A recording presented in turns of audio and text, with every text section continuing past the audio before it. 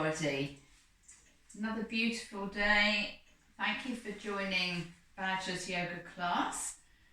And today we're going to be looking at tight hamstrings, and we're also going to be looking at wrists and feet. So I think we'll start, as we always do, by just coming to a place of stillness on our mat, be that seated or laying down. Badger, concentrate. So before we start the physical practice of yoga, it's always nice just to tune in the mental body, to prepare it and the physical body for the journey that we take within. The whole purpose of yoga is to be able to breathe with ease and to find flexibility and strength in your body so that energy is more easily able to flow.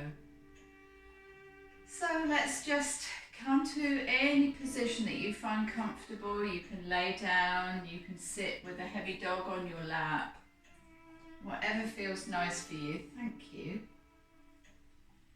And if it feels okay, gently close your eyes. And just notice what sensations you're aware of this morning. Maybe you're holding some tightness in your neck and shoulders.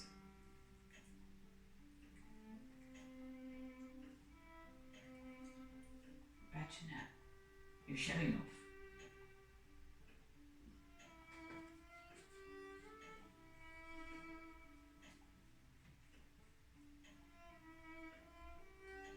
Difficult when you've got a dog who wants to love you so much. But just tuning into your breath and seeing how your breath is today. Seeing if you're able to breathe with ease. No.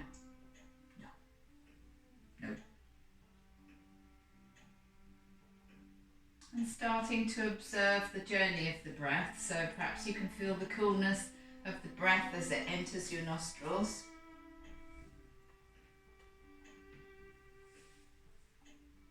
Make sure your belly is really soft. Allow your diaphragm to move freely. And bring a sense of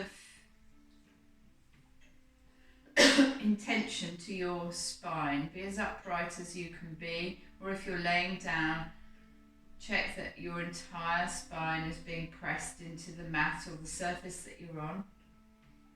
Trying to find length here between each and every vertebra.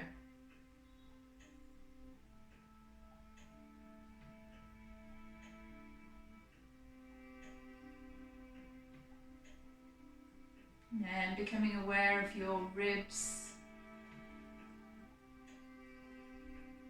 Not only the rise and fall of your ribs, but the sideways motion as well. Maybe the sensation under your armpits. Perhaps you get the sense that your rib cage is flaring.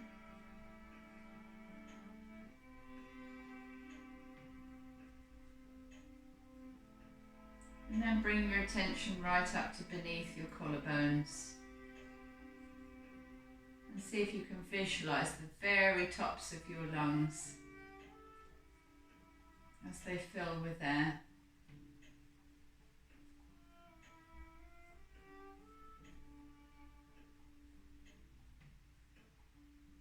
And then trying to get a sense of your body as a whole being breathed, so following the air coming in through the nostrils, down to the belly, into the side body, and up to the collarbone region. This process is so amazing. Most of the time we don't even think about it. So that's all I'm inviting you to do right now. Just think about it for a few more breaths. The process of your body being breathed.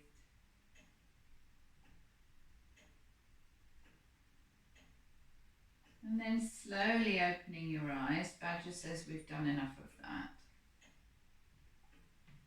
And just coming to sit if you are still laying down. and just seeing how everything is. So perhaps starting to bring a little bit of movement into your neck here. Bringing your chin down to your chest. And then over to your right ear. Down to the chest and over the left ear. And then up to centre. And then start to just circle your shoulders. Round in nice big circles, feeling how your shoulders feel today. Bring them up to your ears and drop them. Up to your ears and drop them. One more time, up to your ears and drop them. And take a little shrug out, maybe a little twist this way, a little twist that way. And let's go straight into our wrists now. So starting to circle, take it really slowly. Often we're in a big hurry to get these jobs done, get them ticked off. We've got all the time in the world. We can't go anywhere. We're staying indoors. And then back the other way. Maybe bringing the fingers into play here as well. And then clasping both hands together, start to do a little roll. You can do this a little more quickly, introducing a bit more motion into the wrist, and then back the other way if you can do that. I can't. And then a little bit of a break-dancing move here. And then holding your left arm out straight as though you're really actively pushing a wall away. So this is quite an active movement from the shoulder. And then just dial that hand all the way down. So your palm is first of all upturned and then we're pulling it back. Don't look at my silly elbows. And then keeping the activity in this shoulder and this arm, slowly pull back on one finger at a time. What we're doing here is stretching out this medial nerve in the wrist. Often gets quite tight, especially if we sit all day with a mouse. And then let that go and just round that out. And then let's do the other arm. So really engaging with this movement here, this position, pushing actively away, keeping the activity there as we dial the hand round. And then slowly pull back on one finger at a time. So we work through them all. This isn't a particularly comfortable exercise, but the more you do it, the more you'll be able to do it, use it or lose it. And then just wind that out. And really just wiggle your fingers here and work through them all. If, like me, you're starting to get a little bit of arthritis in your thumbs, give your thumbs lots of love here. Give them a nice rub.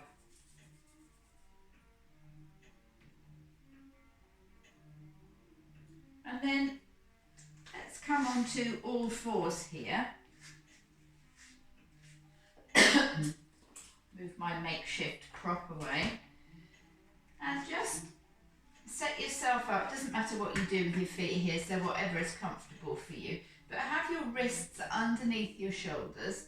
And spread your fingers nice and wide so that they are spreading the load. And then from here, turn your fingers so they face each other. And really push the mat away actively here. So you'll probably feel some stretching going on in your wrist. I don't know exactly where you'll feel this. As you can see, I've got hypermobile elbows.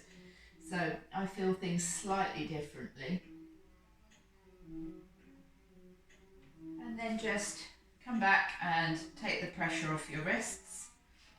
And then let's go back again. And this time we're going to dial the hand outwards and bring the fingers to face your thighs. Now you might find this incredibly difficult, or you might find it reasonably easy. It just depends how your bones and muscles are all put together.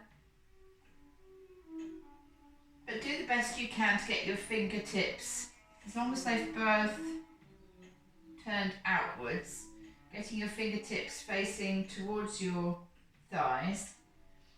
And first of all, bring your body weight forward a little bit and then bring it back. You'll know when to stop. You'll know when you've got a good old stretch in that forearm. And this isn't how far can you go, it's let's see what we've got here today. What are we working with? Now for me here, I'm starting to feel this stretch in my shoulder girdle, so for me that feels really quite nice. For you, it might be enough just to feel it down in this medial nerve here. So just taking one more there, and then taking a rest.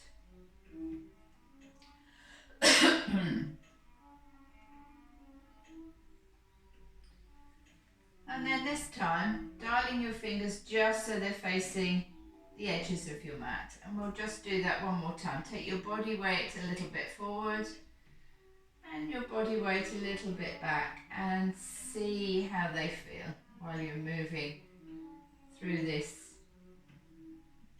plane of movement. And again, taking your weight off the wrists.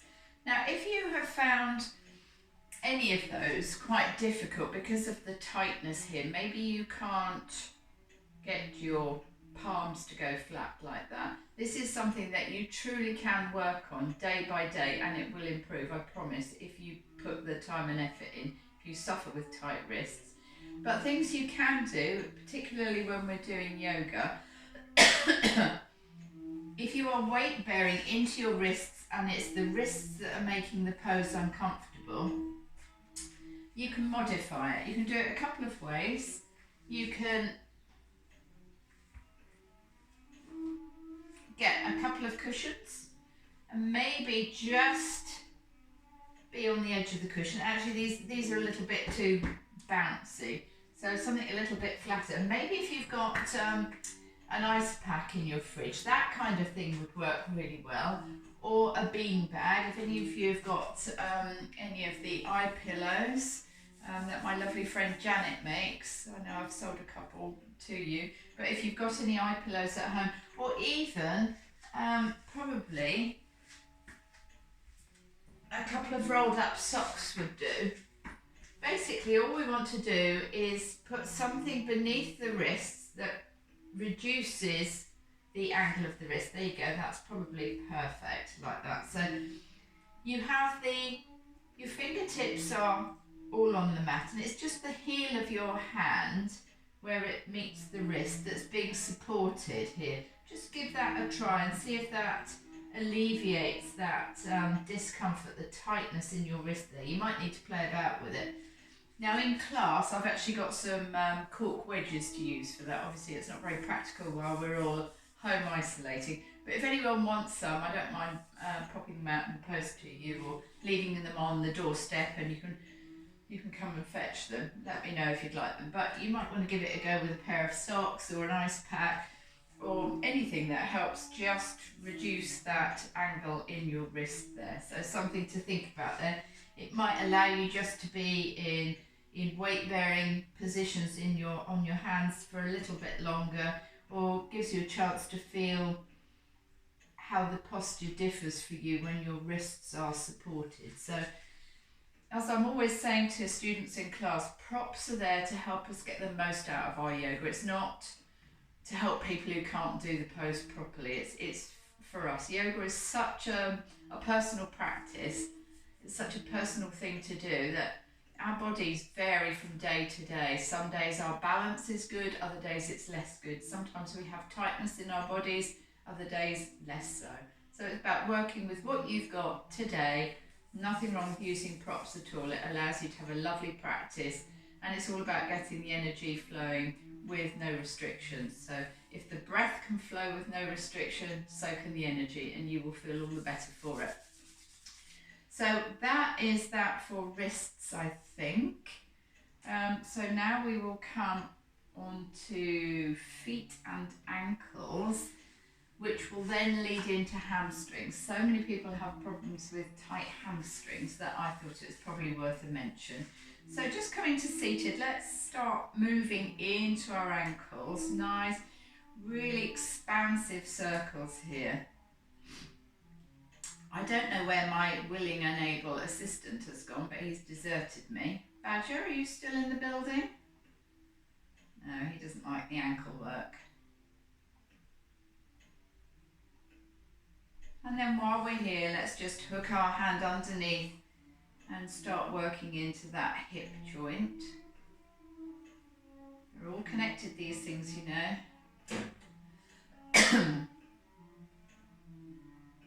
And then bringing that foot down, and let's work into the other ankle. So starting to move slowly, slowly, slowly, and then back in the opposite direction. I don't know why it is, but just check in with what you're doing now. It seems to me that a lot of men, I have a theory on this, a lot of men have difficulty isolating the movement of their ankles. They tend to bring the whole leg in. I think that we women have a bit more mobility in our ankles because of all the crazy things we've done with crazy shoes over the years. I think we're used to our feet being in all different directions and ankles. Just a theory, but just check it out. Make sure you're not moving your entire leg, Tim. So really isolating the ankle there. Tim can do it now, really. He's been so much better since he's been wearing high heels. And then coming to rest there. And now the exercise that all of you love without exception. So come into your hands and knees. Maybe this is the time you want to try your little wrist supports. But I want you to tuck your toes. And when you tuck your toes, make sure that your little toe is involved in this stretch. Now for you already, that might be enough. That might be the very edge of discomfort that we're always talking about. But what I'd like you to do is try to come to seated. So your bottom's on your heels and we're stretching out the plantar fascia here in the bottom of the foot. It's a whole web of wonderful things that allow our foot complete flexibility and keep us walking with ease. Often if things start to go wrong with the feet, it just communicates all the way up the body. You then have problems with your knees and your hips. So what might actually show up as a hip problem could have started with something that's going not quite right in your feet. So really worth spending time and looking after your feet here. Now for lots of you that will have been enough. Just come off your mat and give your feet a little tap here. And then, do you know what? We're going to do it again. So tucking the toes. Getting that little toe involved. And just sitting up. If it's more comfortable to sit like this, that's absolutely fine. We're still getting that lovely angle in our feet. And this is something that also improves the more you do it, the more able you will be to do it. Now for lots of you, you'll perhaps just be here and it'll be really, really uncomfortable. Work with it the best you can. Maybe even if it's just manipulating your foot, really stretching out. You can feel all the different elements to your foot if you give it a lovely rub and a stretch, especially after a long day. But nothing better to stretch it out than just putting your body weight and having a little stretch here. This helps us in so many things, obviously walking, running, that kind of thing. But when we're practicing yoga, so many of our moves come from this sort of position where we need to be with our toes curled. If we're thinking about plank, how our feet are in plank, it allows us the movement to be completely on the tops of our toes and to roll back into our heels. And then again in downward facing dog, where although you don't have to have your heels flat to the mat, traditionally, or many teachers will teach it that way. For me, it's all about lengthening the spine, so I'm more interested in what's going on with your hips and your abdomen and your ribs. But there's a lot going on in your feet as well.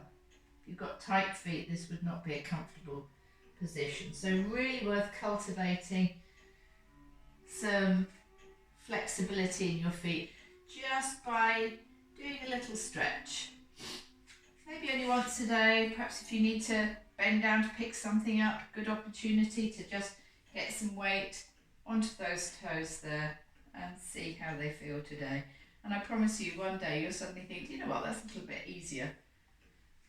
The other thing you might want to try, if you've got a shallow, a reasonably shallow step on your stairs in your house, you might just want to hang with your foot off the edge, like so.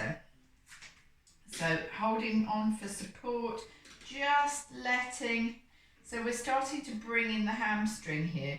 Although the movement is originating in the foot, what we're doing is dropping our heel. So we need these tendons to be warmed up and elongated, which allows that a little more movement into the Achilles tendon that then comes all the way up into the hamstring. So that's something you might want to do. Or if you've got, has anybody still got a yellow pages? Do those things still exist? Well, if you've got one, dig it out and maybe just hang off the back. Yeah? So what we're doing, if you actually try this, you'll see what I'm trying to get at. We're actually just stretching down the back of the hamstring there. So really, if you're doing this, make sure that everything else is lovely and you're lined up and you're not just slouching into it. Do it with intention and integrity. And just stand here for as long as is comfortable, really, because you are slowly awakening what's going on in the back of your legs. Lift and spread your toes and just enjoy the start of that stretch in the back of your hamstrings. So this is where we start stretching our hamstrings. It starts with the feet and then we can progress. Okay, so we've done a little bit of hanging off the block, which is all to the good.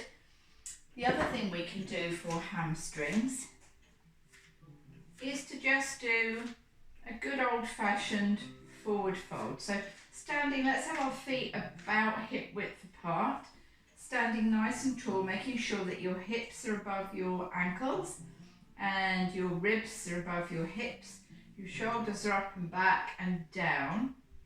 Then tuck your chin right into your chest and slowly, slowly, slowly, one vertebrae at a time, start to roll down. Let your shoulders and arms be really heavy. And there'll come a point where your hamstrings will suddenly go, hello. When you get to that point, just stop. Now you might be up here, you might be down here, you might be somewhere in between. But what we want to do is just find the point at which the hamstrings become involved. So that very first point, and then we can just stay there. So maybe bringing your hands to your shins, maybe bringing your hands to your thighs, but what we want is straight legs. So no bent legs here, nice and straight, because we're internalising the sensations that are going on. We need to feel what it feels like when the hamstrings are starting to do some work. So we're not going to stay here too long. When we come up, we're going to tuck the chin right in and slowly curl all the way to the top. Okay. So lifting and spreading the toes, bringing your body weight forward and then back. Let's just come up onto our toes for a moment. So thinking about the work we were doing when we were sitting back on our heels, and then slowly down. Come out of the toes into the heels, and let's go back up. So the calf muscles are having to work hard here, but in each of our feet we have 26 bones, and you're probably very aware the slower we do this, each and all of those bones are all, with the muscles, are all working so hard to keep us upright and balanced. And slowly down again, so you can probably feel in your ankle. That's why it's important that we warm up and really mobilise these joints before we start asking them to do lots of work. And then slowly coming down again. Now tucking the chin back into the chest, let's roll all the way down. Really tucking in here, letting the arms and shoulders go heavy. And getting to that point where we can feel the hamstrings announcing their presence. So maybe you've gone a little bit further this time. It doesn't matter, we're not seeking to get to the floor, we're not really planning to go anywhere with this. If you've got something nearby that's appropriate for the position that you're at, use it to make yourself a bit more comfortable. Anything that helps you breathe with ease, and we can just hold it here.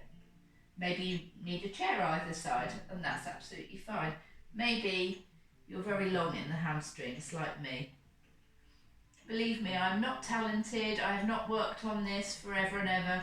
I am born like this. It is more of a, I've got very long hamstrings, very long, very flexible joints, and it's more of a curse than a blessing. So don't think that I'm talented or have spent my life's work on this. I haven't. This is just the way I am put together. But it means that these joints easily come out of place. So strength is very important if you too are hypermobile. So slowly tucking the chin back in again, let's roll all the way back up. Let's do a couple more of the coming up into our toes. So really stretching here. Finding something to focus on that isn't moving as you look ahead, and then slowly coming down. And let's go up again, slowly rising up onto our toes. And then down again into our heels. Last time. And if that feels okay, maybe take your arms up. Sometimes it's a little bit easier if you've got something else to think about. Make sure you're not wearing your shoulders around your shoulders. And then slowly lower everything down. Well done. Okay, let's have a look at these hamstrings one more time. So tucking the chin right in and bending over. Down we go. Ignoring the dogs. And coming to where you get to. Motion detected at the front door. And slowly coming up